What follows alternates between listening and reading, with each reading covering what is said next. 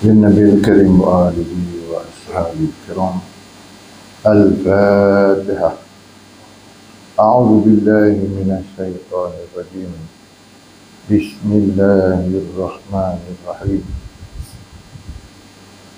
الحمد لله رب العالمين الرحمن الرحيم مالك يوم الدين. إياك نعبد وإياك نستعين. اهدنا الصراط المستقيم صراط الذين أنعمت عليهم غير المغضوب عليهم ولا الضالين. السلام عليكم ورحمة الله وبركاته. بسم الله الرحمن الرحيم. قال مصنف رحمه الله تعالى ونفعنا به والمسلمين بعلومه في الدارين amin ya rabbal alamin. Alhamdulillah, para jamaah yang dirahmati Allah Subhanahu wa taala, merapak syukur kita pada tengah hari ini kepada Allah kerana dengan izin daripada Allah kita dapat bersama-sama dalam tazkirah Jumaat, dan moga-moga kehadiran kita ini diberkati oleh Allah Subhanahu wa taala insya-Allah. Tidak lupa diingatkan untuk diri saya dan para jemaah, kita duduk dalam masjid ini jangan lupa kita beriktikaf. Niat iktikaf moga-moga duduknya kita dikira ibadat oleh Allah Subhanahu wa taala. Baik, para jemaah yang dirahmati Allah. Pada tengah hari ini saya nak menyambung mudzakarah kita pada minggu lepas.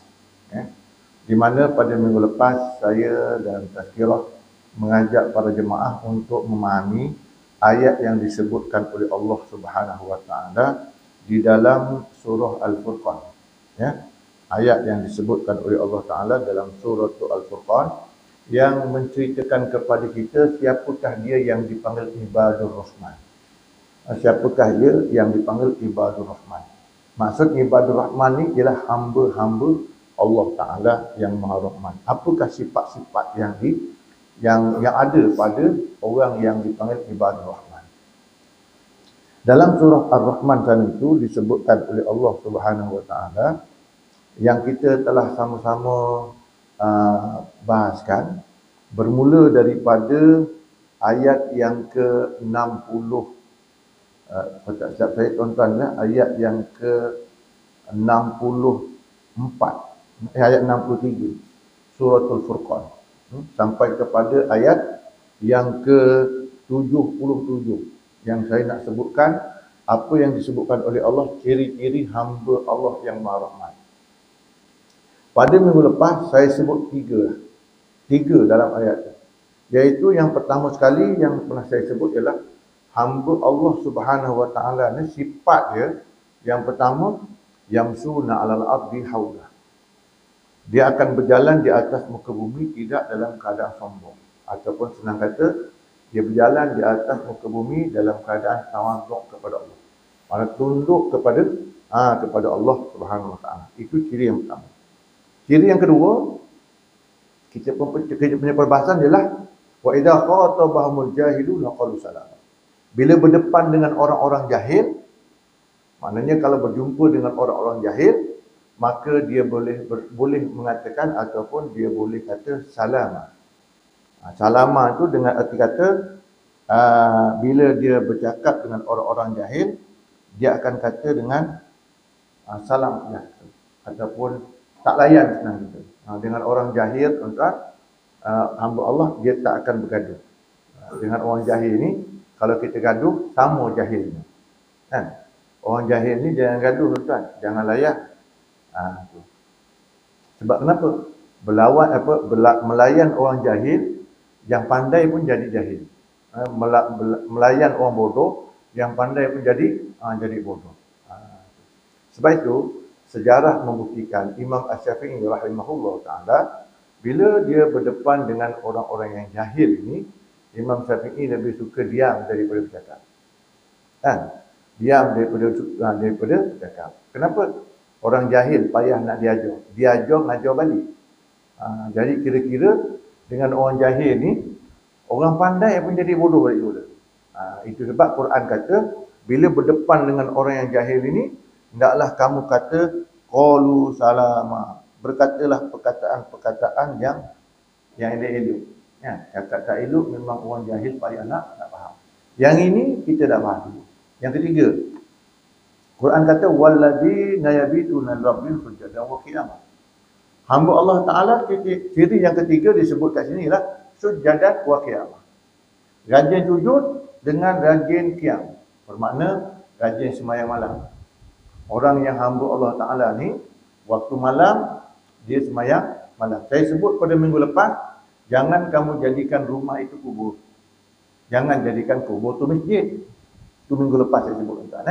Kita ni sebagai seorang yang hamba Allah Taala, rumah jangan jadikan kubur. Maknanya jangan untuk tidur saja, kena ada untuk sembahyang. Jadi kata Nabi SAW, afdalus solah fil bait ila maktubah. Sebaik-baik sembahyang itu di rumah kecuali sembahyang 5 waktu. 5 waktu sembahyangnya kat masjid. Sembahyang rawatib sembahyang kat masjid. Tapi yang lain buat kat rumah. Kenapa? Sebab hamba Allah Taala yang Maha Rahman ini, dia kata sujadan wa qiyamah. Dia rajin sujud waktu malam dan rajin qiyamul lail. Artinya orang yang ibadur Rahman, sifat dia tak tidur sepanjang malam. Ya, tak tidur sepanjang malam. Dia malam ada masa untuk dia dengan Tuhan dia. Bukan semata-mata untuk tidur. Kita ni tuan-tuan daripada kecil lahir tidur je. Pagi, petang, siang, malam tidur je. Bangun-bangun nyusu. Bangun-bangun nyusu. Itu masa dia kecil. Ni dah besar, jangan asyik tidurnya. Sebab tu Quran kata walladzina yabituna li rabbihim sujadan wa qiyamah. Hamba Allah tu, maknanya ibadur Rahman itu, dia punya ciri yang ketiga, dia rajin sujud, rajin qiyam. Rajin maknanya berdiri. Bila? Malam. Kenapa dia kata kat sini malam? Sebab yabi. Yabi tu waktu malam. Bukan waktu siang. Jadi maknanya malam ni orang-orang yang jadi hamba Allah, dia rajin qiyamul lail. Dia bukan nasib tidur macam. Jadi kat sini kita kena faham apa? Dua. Satu, waktu tidur. Dua, sembahyang malam. Okey. Waktu tidur yang sesuai bagi orang yang beriman. Berapa lama waktu tidur? 6 jam. Waktu tidur untuk orang yang beriman, untuk orang Islam 6 jam je. 6 jam. Kurang pun tak apa, lebih jangan. Kita ni kalau sekali tidak apa orang kata bahasa Jawa kata leksep. Jenis tak tidur macam tu, tak rasa tak puas. Kan? Rasa tak puas. Padahal kalau kita tengok dalam Al-Quran, orang Islam waktu malam dia kurang tidur. Waktu malam. Kenapa? Dia ada jadual, ada masa dengan Allah Subhanahu wa Ta'ala. Sebab tu Nabi kata, jangan jadikan rumah itu sebagai kubur. Asyik tidur saja. Jadi ciri orang yang beriman, hamba Allah, dia mesti ada waktu qiyamul lail. Mesti ada waktu. Jangan sampai tak ada langsung. Kan? Sekurang-kurangnya 2 rakaat sembahyang malam. Kalau tak boleh sepanjang malam bangun, sebahagian, tak boleh sebahagian, sekadar 2 rakaat. Cukup lah. Kan? Tapi jangan 2 rakaat pun tak ada. Ni orang Jawa kata tuan-tuan ni, kalau 2 rakaat pun waktu malam tak ada, itu dipanggil kebangetan. Teruk sangat. Kan? Dah dibagi tidur sedap. Kan? Jadi ciri yang ketiga tuan-tuan kena ingat, bagi ibadur Rahman ialah waktu malam dia ada qiyamul lail. Kata Imam Al-Ghazali rahimahullah ta'ala. Imam Al-Ghazali tuan-tuan Imam Syafi'i rahimahullah ta'ala. Malam dibagi 3. Kalau tuan-tuan buka dalam kitab Ihya Ulumuddin, disebutkan sejarah Imam Asy-Syafi'i, malam dibagi 3. 1/3 untuk Allah, 1/3 untuk diri dia, 1/3 untuk ilmu dan seumpamanya baca Quran. 1/3 untuk Allah, maknanya dia sembahyang waktu malam. 1/3 untuk tidur, 1/3 untuk belajar ataupun mengkaji ilmu dan baca Quran. Kalau malam tu dibagi 1/3, artinya tuan-tuan, dibagi 1/3 artinya 12 bagi 3, artinya berapa jam? 4 jam. Artinya 4 jam layak untuk tidur, 4 jam qiyamul lail, 4 jam tu tuan-tuan untuk baca Quran, untuk baca kitab. Itu Imam Al-Syafi'i. Imam Syafi'i macam tu. Kalau Haji Syafi'i tak tahu lagi. Kan Imam Al-Syafi'i. 4 jam qiyamul lail. Kita tahan ke tuan-tuan nak qiyamul lail 4 jam? Kan? Kita qiyamul lail sampai tidur tuan-tuan 4 jam. Sambil tidur. Tapi ni Imam Asy-Syafi'i rahimahullah. Baik, itu pembahagian masa malam. Kemudian apa yang kena buat? Yang kena buat waktu malam ni tuan-tuan, sembahyang fardu masjid, rawatib pun dekat masjid, yang lain dekat rumah. Jadi waktu malam tu yang kalau ikut dalam hadis Nabi, tahajud. Tahajud tu sembahyang sunat taubat, sembahyang tasbih. Kan? Waktu yang dikatakan qiyamul lail. Ataupun tuan-tuan, qiyam tu ni kalau baca dan kitab-kitab, kita ni malas betul nak sembahyang. Kita bangun tu tuan-tuan, duduk dekat katil, kita duduk je, kita kata subhanallah alhamdulillah la ilaha illallah wallahu akbar. Dah dikira qiyamul lail. Dah dikira qiyamul lail. Sebab qiyamul lail bukan mesti sembahyang. Qiyam itu berdiri, ya, maknanya mengimarahkan waktu malam dengan ibadat. Ibadat waktu malam ni tak mesti sembahyang. Baca Quran pun dia, zikir pun dia.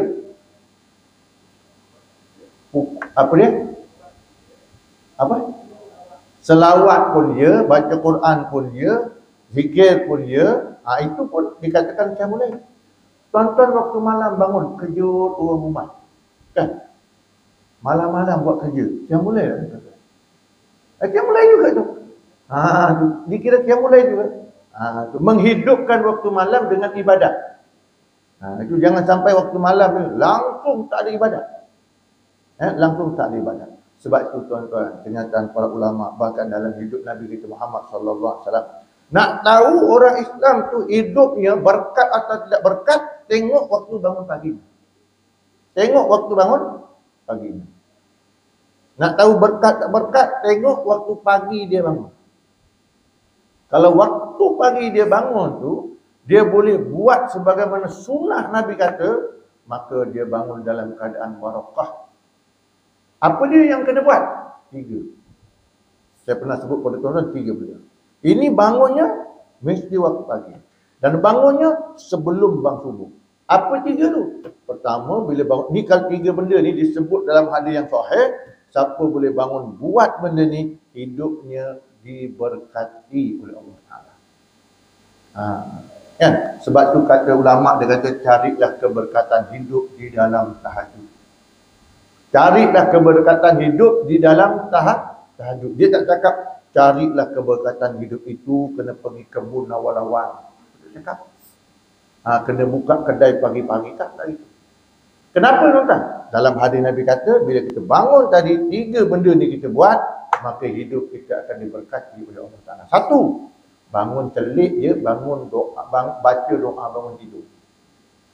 Telik je, alhamdulillahilladzi ahyana ba'dama amatana wa ilaihi nusyur.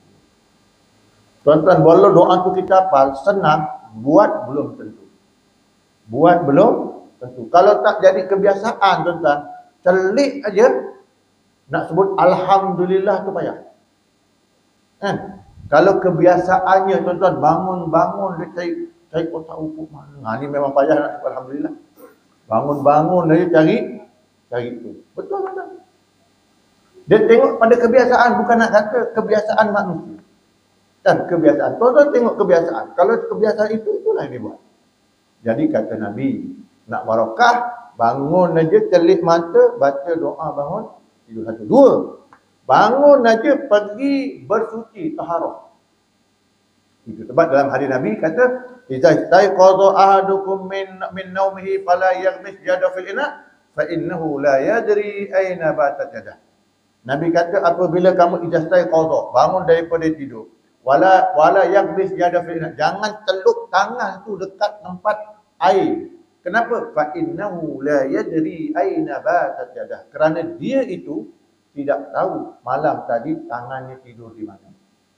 Tuan-tuan waktu malam tuan-tuan tidur, masa tuan-tuan tidur tadi tuan-tuan begini berangan kan? Masa tidur berangan, belum pejam mata tu. Berangan apa dia kata, aku bila lah nak nikah seorang lagi. Itu macam mana tidur tu? Kan? Tiba-tiba tidur. Masa tidur, sebelum tidur tangan kat sini. Masa tidur tangan kat mana? Kita tak tahu.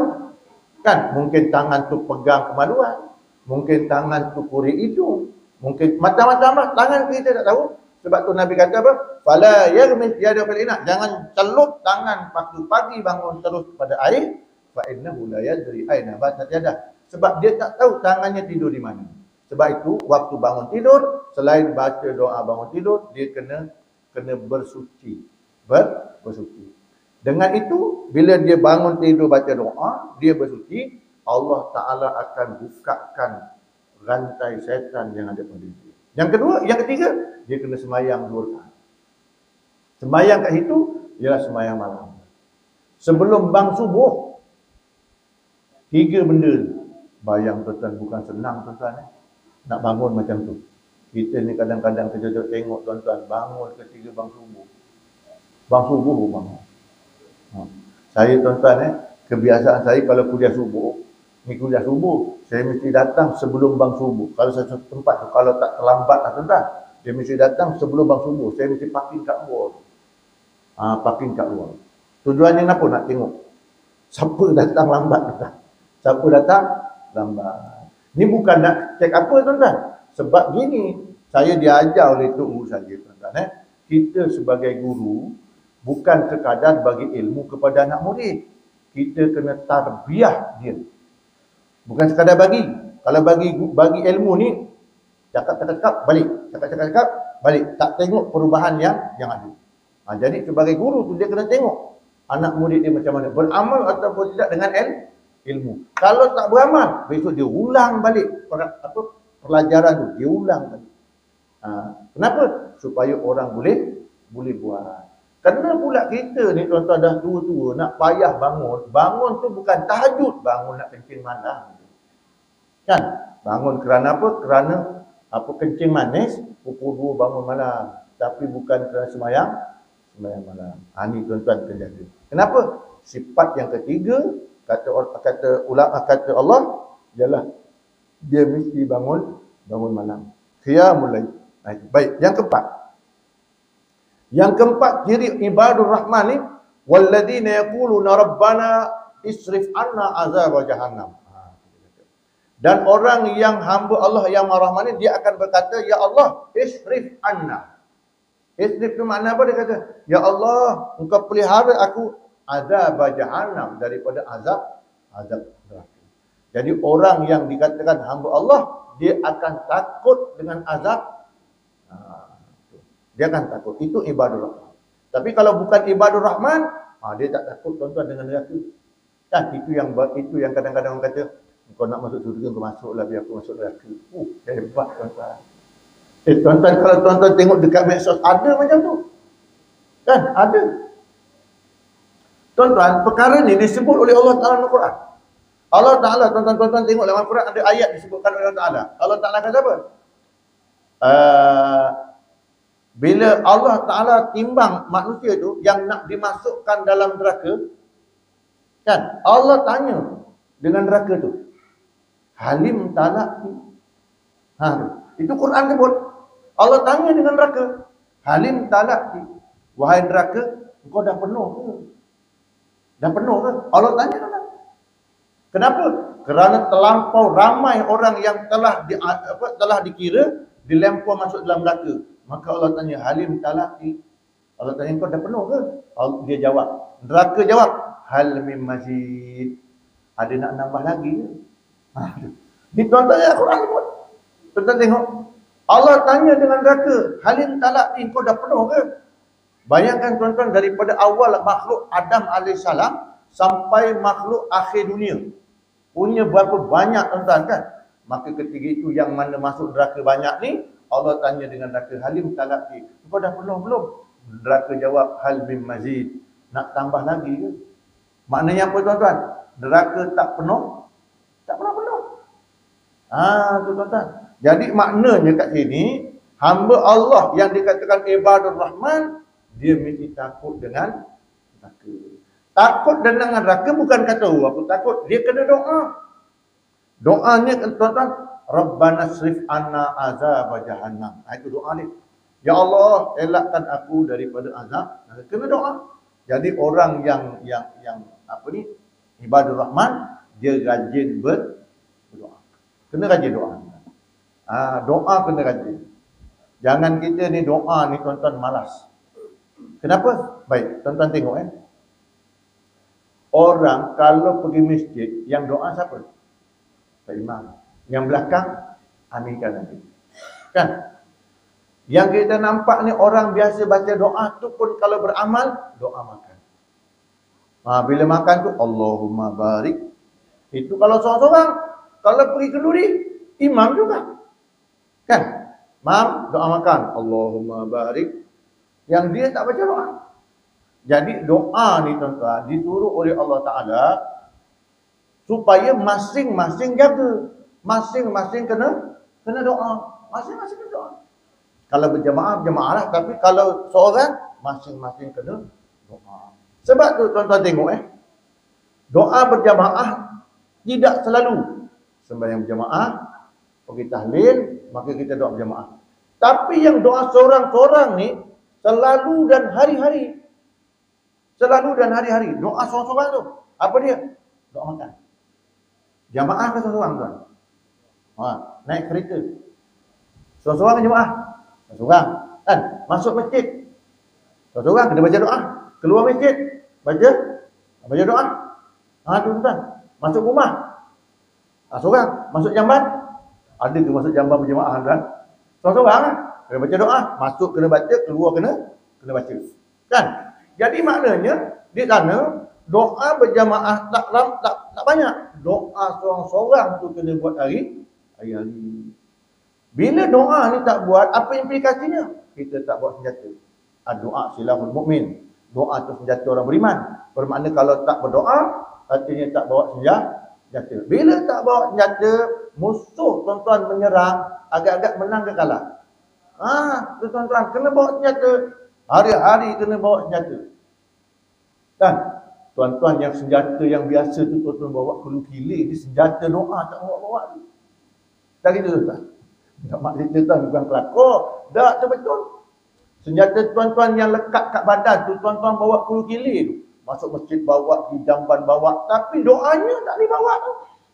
Doanya tak dibawa. Doa itu sebagai salah satu senjata. Tuan-tuan, saya nak contohkan begini. Okey.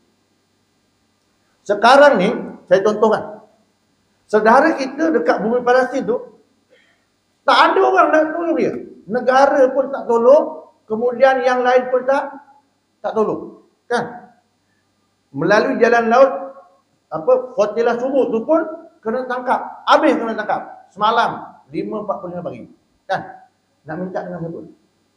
Nak minta tolong dengan siapa lagi tuan? Allah Ta'ala. Kalau minta dengan Allah Ta'ala tu maknanya apa? Doa. Kena minta dengan Allah Ta'ala. Kita tengok dunia hari ni, berita hari ni tuan-tuan. Tuan-tuan tengok. Orang yang lalu laut pun tak bagi datang, kan? Darat pun tak bagi datang. Dia isytihad nak ambil bumi Gaza. Dia isytihad nak ambil. Kan? Macam seolah-olah lah. Saya pergi rumah Pak Imam, saya cakap dengan Pak Imam, "Mam, keluar. Rumah ni saya nak duduk." Pak Imam pandai lah nak hidup. Kan contoh itu. Tanah Pak Imam saya punya. Agak-agak Pak Imam cakap macam mana? Apa dia? Kalau cakap kurang ajar, tolak tepi. Dia tuan-tuan cakap kurang ajar. Kan? Mesti nak berlawan punya, mempertahankan hak diri sendiri. Kan itu. Sekarang ni, dunia telah menunjukkan dia cuba tekan umat Islam. Sekarang ni tuan-tuan. Sekarang ni dia cuba tekan. Jadi, apa yang saya nak sebut tuan-tuan, kita sebagai orang Islam, orang dah tak berani nak tolong. Cakap main kecam aja. Dia dah hantar tentera, dah hantar peluru. Tapi kita main kecam je. Tak ada apa. Last apa buat?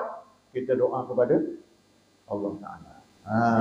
Kita doa kepada Allah. Kenapa saya kata doa kepada Allah? Tuan-tuan tengok. Nabi kita. Seluruh para Nabi dan Nabi kita. Apa yang dia buat setiap perjalanannya, dia mesti doa. Walau sampai kategori perang sekalipun. Tuan-tuan tengok perang Badar. Masa perang Badar ni tuan-tuan, berlawan masa perang Badar, orang-orang Islam tu hampir-hampir kalah. Hampir-hampir. Dan kekalahan tu hampir-hampir disebut oleh Allah dalam Al-Quran. Masat ba'sa wad-dharra wa zulzilu hatta yaqula ar-rasul wal ladzina amanu mata nasrullah. Tu Quran kata. Quran kata tu. Dia kata apa? Sehingga tentera-tentera Islam menanggung kemudaratan perang hingga Rasul, hatta yaqula Rasul, sampai Rasul walladzina amanu, dan orang beriman kata, mata nasrullah, bila agaknya pertolongan Allah. Nabi Muhammad kata pertolongan Allah nak sampai, tapi sahabat-sahabat perang sampai berkata, kita ni dah nak kalah ni, macam mana pertolongan Allah tak sampai? Masa tu Allah jawab, ala inna nasrullahi qarib, pertolongan aku dekat dah. Pada kepala otak manusia kata kalah dah habislah mustahil, tapi Allah Ta'ala kata makin dah dekat. Tuan-tuan tengok sekarang ni, kan semua dah kapung dah. 147 negara menyokong Palestin. Veto Malaysia, veto Amerika seorang kan? Tapi apa yang nak sebut tuan-tuan, sejarah membuktikan kam min fi'atin qalilatin ghalabat fi'atan katsiratan biiznillah. Berapa ramai golongan yang sedikit yang diberikan kekuatan oleh Allah mengalahkan bilangan yang banyak. Ni cerita siapa tuan-tuan ni?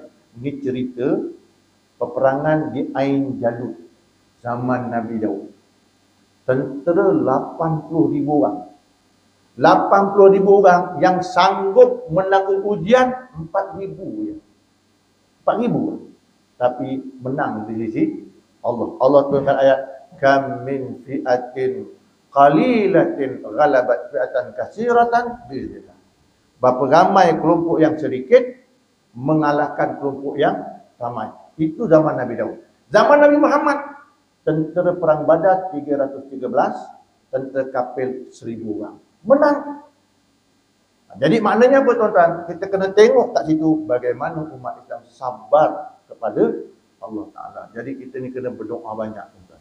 Sekarang kan? Tuan-tuan bayangkan ni saya contoh aja tuan-tuan supaya kita faham betul-betul. Saya bukan orang kata kritik, tapi bagi fikir. Kalau baru-baru hari itu dekat PBB tuan-tuan 147 buah negara mengiktiraf Palestin dekat PBB itu. Tiba-tiba Amerika seorang menggunakan veto, dia tolak yang 147. Negara veto 4 lagi pun sokong ni, dia tak sokong. Kan? Artinya dekat PBB itu 147 lawan 1 menang 1. Itu dekat PBB. Kan? Tiba-tiba ada orang kat Malaysia diajak datang. Zaman cerita tuan-tuan orang Malaysia diajak datang 26 Oktober. Dia belum sampai lagi tuan-tuan, 26 Oktober diajak datang. Tak pelik tuan-tuan. Saya bukan nak resist tuan-tuan. Tuan-tuan kena faham. Bumi Palestin yang ada Masjid Al-Aqsa adalah kiblat pertama umat Islam. Masjid Al-Aqsa adalah tempat Isra' dan Mi'raj Nabi yang disebut secara nas dalam Al-Quran. Kalau disebut dalam Al-Quran, wajib kita beriman dengannya. Menolak ayat Quran terjejas keimanan. Itu tuan-tuan. Saya nak sebutkan begitu. Itu jelas. Jadi tuan-tuan, kita duk tengok apa yang berlaku keadaan itu. Beza tuan-tuan. Bezanya apa? Saya tengoklah dekat berita semasa. Itu yang Fortila Sumut tu, yang 40 buah negara yang kena kepung, bahkan kena tangkap semalam 45 pagi. Tuan-tuan, termasuk yang hak Malaysia tu lah. Kan? Sekali kena. Tetapi tuan-tuan tengok berita semasa, apabila ada 2 orang daripada Colombia, 2 orang rakyat Colombia kena tangkap dengan orang Israel, dia punya presiden Colombia tuan-tuan bercakap apa? Dia halau duta Israel yang ada kat Colombia suruh balik. Dia putuskan segala perjanjian perdagangan. Itu presiden. Itu 2 orang dia punya rakyatnya kena tangkap dengan tentera Israel. Yang kita pelik ni tuan-tuan, panggil datang dia pelik tuan-tuan.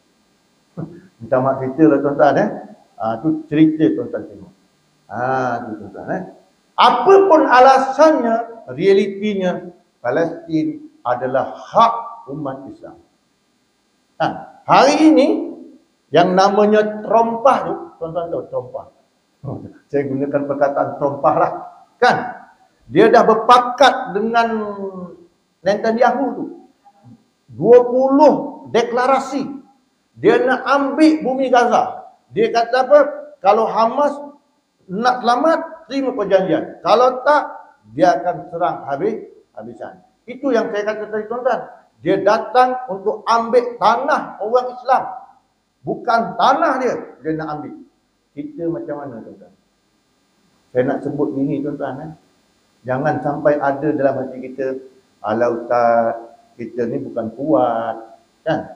Tuan-tuan, bumi Gaza, bumi Palestin adalah bumi umat Islam. Disebut secara nas di dalam Quran.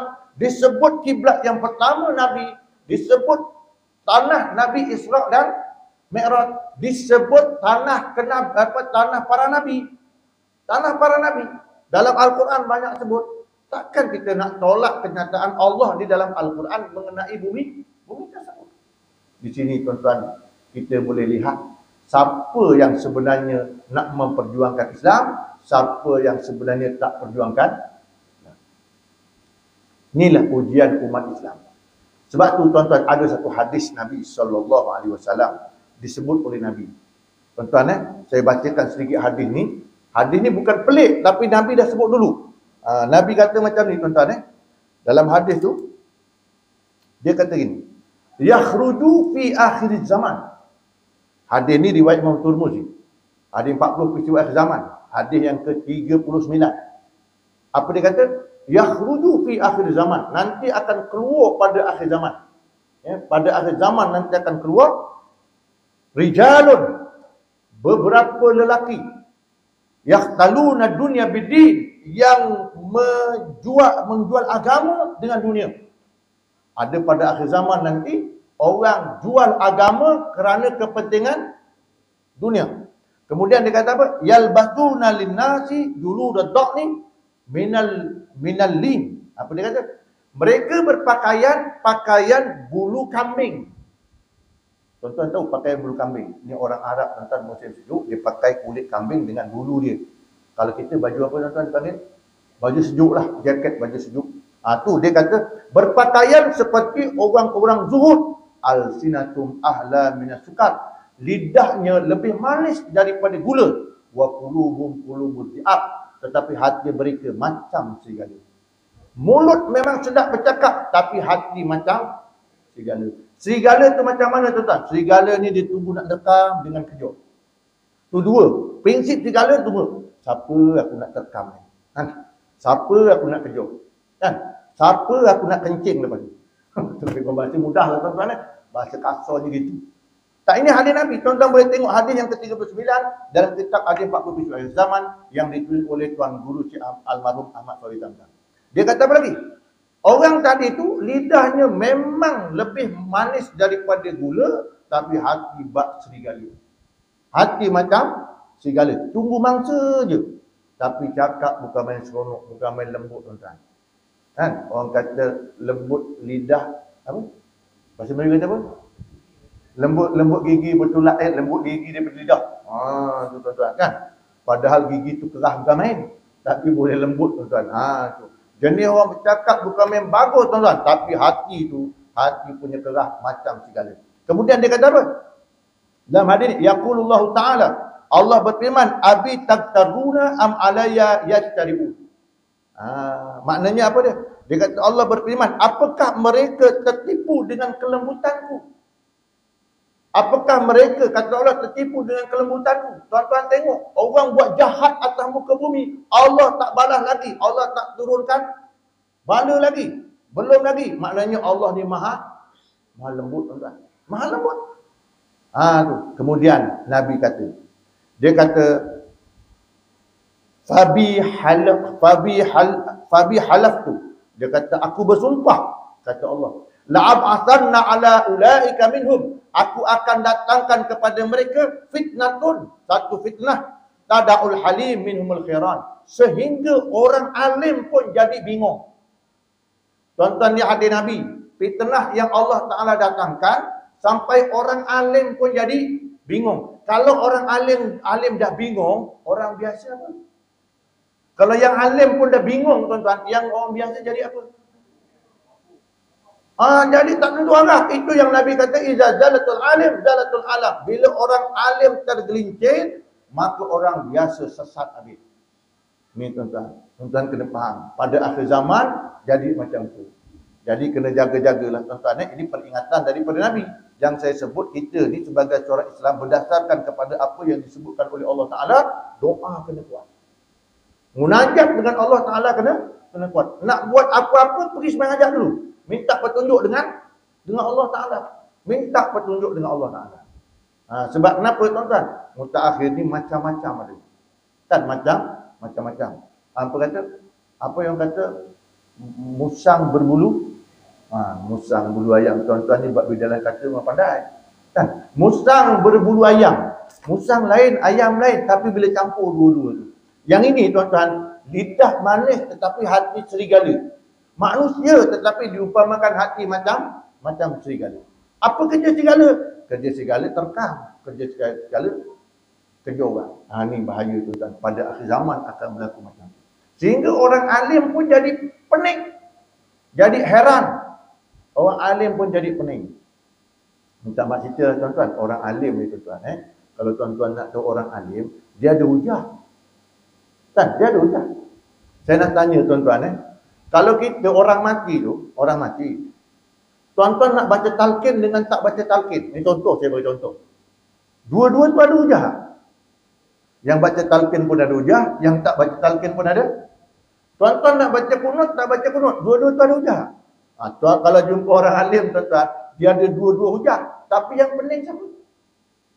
Yang pening siapa? Orang biasa, orang awam. Kan?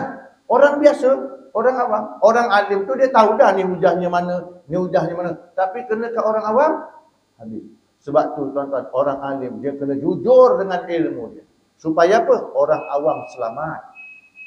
Kena jujur dengan ilmu dia supaya orang awam selamat. Kalau tak, habis. Tuan-tuan, saya contohkan sikit. Kan? Saya ambil 2 minit je tuan-tuan. Dah masuk tu, tapi 2 minit saya nak sebut. Zaman Imam Ahmad, kerajaan dia tu, kerajaan namanya Al-Ma'mun. Al-Ma'mun ni pula menjadikan fahaman Mu'tazilah jadi fahaman negara. Kita ni dalam khutbah, kalau sebut khutbah kedua, fahaman Ahlu Sunnah wal Jamaah, Asy'ariyah matu kita. Tapi kat sana ada Mu'tazilah. Al-Ma'mun, kerajaan yang menjadikan fahaman Mu'tazilah sebagai fahaman negara. Apa di antara fahamannya? Dia kata Al-Quran makhluk. Al-Quran makhluk. Jadi dia panggil ulama-ulama ni supaya mengatakan Quran makhluk sehingga orang ramai boleh ikut perkara tersebut. Tetapi Imam Ahmad tak kata macam tu. Imam Ahmad kata Al-Quran kalam Allah qadim. Dia tak kata makhluk, dia tetap kata kalam Allah qadim. Kerana Imam Ahmad ni pengikutnya ramai, maka dia tak nak ubah dia punya pendirian. Al-Ma'mun tangkap dia, masuk dalam penjara. Ramai yang lain dah ikut cakap Al-Ma'mun, pemerintah, tapi dia tak ikut. Dia sanggup duduk dalam penjara. Maka datanglah dalam kitab Mihnah Imam Ahmad, orang datang, ulama datang dengan dia. Buat kata apa? Wahai Imam Ahmad, kau keluarlah daripada penjara ni, gunakan hilah. Gunakan hilah. Cakap depan Al-Ma'mun tu, gunakan hilah. Tahu tuan-tuan hilah? Hilahnya macam ni. Ni tuan-tuan dia kata, Taurat, Zabur, Injil, Quran, ni semua ni makhluk. Tangan disebut ni semua ni makhluk. Tuan-tuan tahu gunakan khilaf. Dia kata Taurat, Zabur, Injil, Quran. Ni semua ni makhluk. Dia tunjuk tangan tu. Tangan tu kan memang makhluk. Kan? Ni guna ulama, dia pandai guna dia. Dia guna ilmu dia. Kau cakap depan makmum, kau cakap macam tu, kau akan selamat. Itu dipanggil kaedah hilang. Kan? Dia kata Taurat, Zabur, Injil, Quran. Kan kalam Allah. Tapi dia kata ni tu tangan dia. Ni makhluk semua. Tu jadi begitu. Jadi tuan-tuan, kata Imam Ahmad, kalau aku gunakan perkara ini, kamu tengok di luar penjara tu. Orang ramai sedang pegang kertas dan pensel untuk menunggu aku punya ayat tu. Untuk menunggu keluar aku punya fatwa. Jadi kalau aku fatwa untuk menyelamatkan diri aku seorang, yang kat luar tu sesat. Itu sebab tuan-tuan ulama kata iza zatul alim, zatul alim. Bila orang alim tuan-tuan tergelincir, maka orang biasa tu sesat tadi. Yang ini kena jaga-jaga tuan-tuan. Doalah banyak tuan-tuan. Moga-moga kita tidak disesatkan jalan oleh Allah Subhanahu wa taala di siang hari yang terang. Tuan-tuan moga-moga kita nampak jalan yang betul di siang hari yang terang. Kan kalau malam tu tuan-tuan salah jalan tu gelap kan, sebab kita tak bawa lampu. Kan dahlah jalan tu gelap, kita lampu tak bawa, memanglah salah jalan. Tapi ni siang-siang buta. Kan siang-siang buta. Siang-siang buta buka lampu motor, buka lampu kereta. Sesat juga. Ni memang saya pasal betul lah. Kan? Itu kalau sesat juga, tu jenis apa tuan-tuan? Mata buta. Satu. Sesat juga, mata hati pun buta. Jadi cukuplah kadang tu tuan-tuan. Moga-moga dengan sedikit daripada huraian tadi pun tak habis juga. Sifat ibadur rahman, kita sambung akan datang insyaAllah. Aku qauli hadza wa astaghfirullah li wa lakum. Bismillahirrahmanirrahim.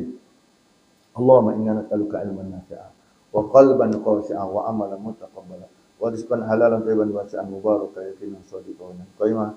Alhamdulillahirabbil alamin. Assalamualaikum warahmatullahi wabarakatuh.